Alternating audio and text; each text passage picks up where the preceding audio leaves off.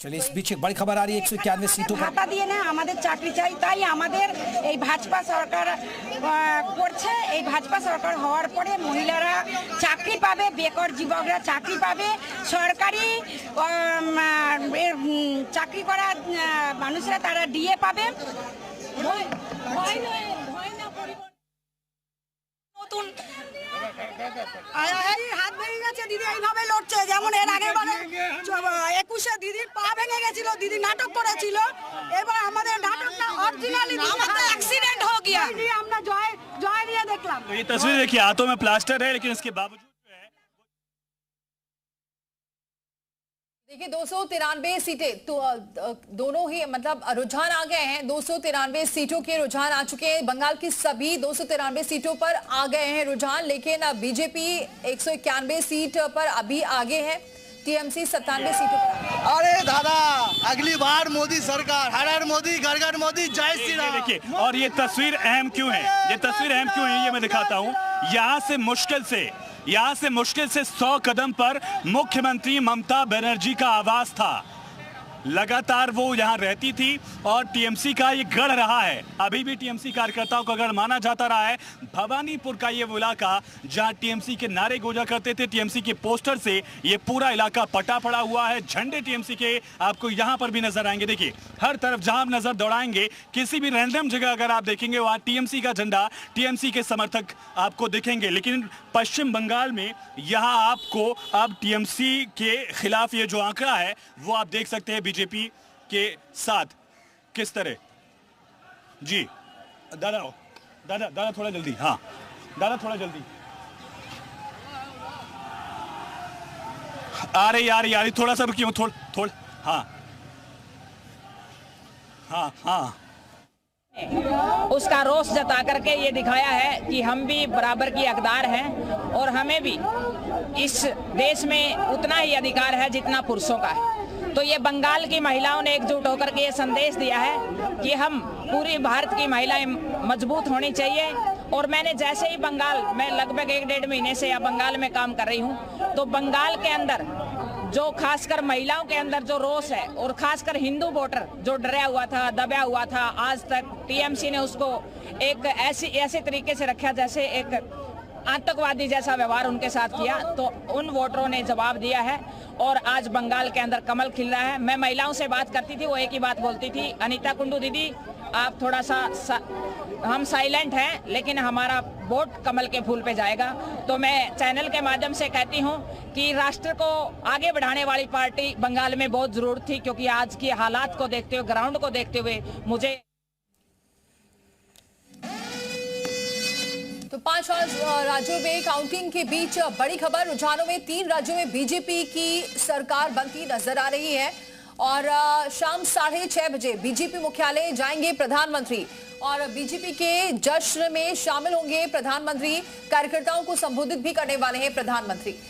तो लगभग कार्यकर्ताओं को संबोधित करने वाले हैं। 6:30 बजे के करीब प्रधानमंत्री कार्यालय जाएंगे और उसके बाद संबोधित करेंगे। तो 5 राज्यों में काउंटिंग के बीच ये बड़ी खबर है, क्योंकि रुझानों में 3 राज्यों में बीजेपी की सरकार बनती हुई दिख रही है। ऐसे में प्रधानमंत्री शाम को पहुंचेंगे बीजेपी कार्यालय और उत्साह देखने को मिल रहा है। हर तरफ बीजेपी के जो कार्यकर्ता है वो जश्न मना रहे हैं। पश्चिम बंगाल में जय श्री राम के नारे लग रहे हैं और तस्वीरें भी लगातार आपको दिखा रहे हैं। और इस बीच प्रधानमंत्री शाम को पहुंचेंगे। तो ये अब हाँ आपको तस्वीर दिखा रहे हैं कि मोदी राज में कहां पहली बार कमल खिला। देखिए, हरियाणा, बिहार, असम, अरुणाचल, जब से उनकी अगर हम वो प्रधानमंत्री नरेंद्र मोदी आए हैं, अगर आप देखेंगे तब से हरियाणा में उनकी कभी सरकार नहीं थी, क्योंकि वो गठबंधन में सरकार बनाते हैं। असम में सरकार बनी, बिहार में देखिए फ्रंट पर आ गए हैं, अरुणाचल प्रदेश में बनी, मणिपुर में बनी, ओडिशा में बनी। ओडिशा अभी देखिए, आपने हाल ही में देखा होगा, ओडिशा के जब रिजल्ट आए थे पहली बार वहां कमल खिला। ओडिशा में बहुत ताकत लगाई थी। त्रिपुरा, महाराष्ट्र, मणिपुर, ये वो ऐसे राज्य हैं जहां बीजेपी तरस गई थी। और अब पश्चिम बंगाल, जिसके जीतने के लिए बीजेपी ने पूरी ताकत लगाई थी, उस ताकत में वो कामयाब हुई।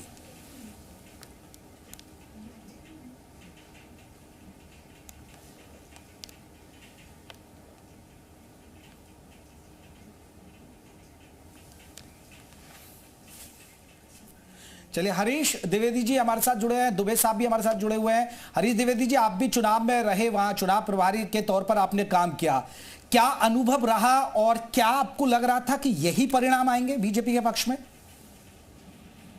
नमस्कार।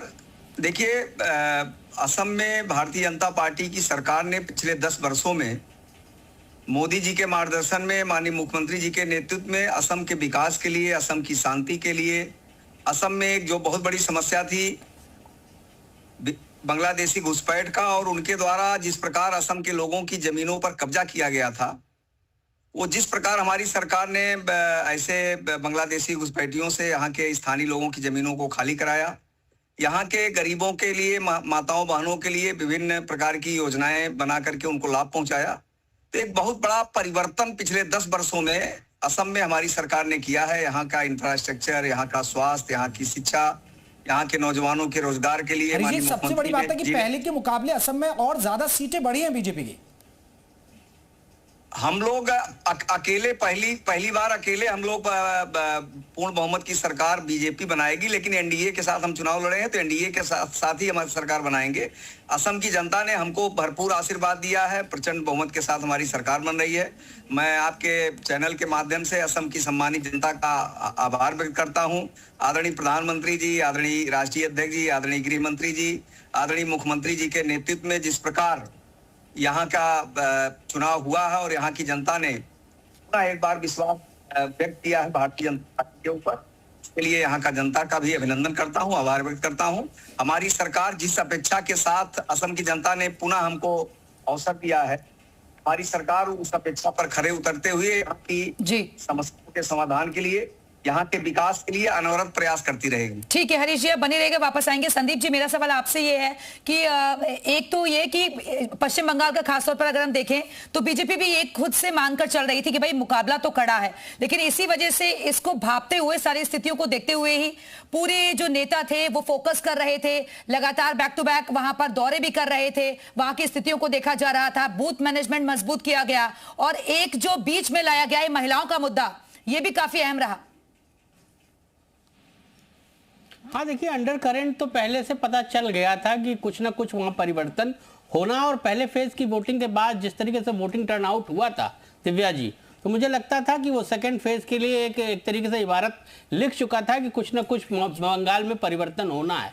लेकिन इतने बड़े परिवर्तन की संभावना शायद ममता बनर्जी को नहीं थी। वो अंडर करंट को पहचान नहीं पाई और उन्होंने लगातार उन्हीं बातों पर ध्यान दिया जिससे हिंदुत्व और सनातन को सबसे बड़ा खतरा था, और उस खतरे को वहां की जो जनता थी वो भांप चुकी थी। और अगर उस जनता को आप देखिए तो उन्होंने ये टर्नआउट, वोटर टर्नआउट, ये 2011 का मैंने पहले भी जिक्र किया था कि वाम सत्ता से बाहर हुई थी तो उस समय भी वोटर टर्नआउट इसी प्रकार का था, और उससे बढ़कर इस बार का वोटर जो टर्नआउट था उसने ये साबित कर दिया कि बीजेपी और उनका जो संगठन है और एनडीए का जो नेतृत्व है वो बंगाल में, पश्चिम बंगाल में बहुत मजबूत तरीके से चुनाव लड़ रहा है। और संगठन के कार्यकर्ताओं के अलावा जो वहां आम जनता थी बंगाल की, पश्चिम बंगाल की। ठीक है, बने रहिए हमारे साथ। इस बीच बड़ी खबर आ रही है, बंगाल चुनाव से जुड़ी ये बड़ी खबर है। अमित शाह की भविष्यवाणी सही साबित हुई।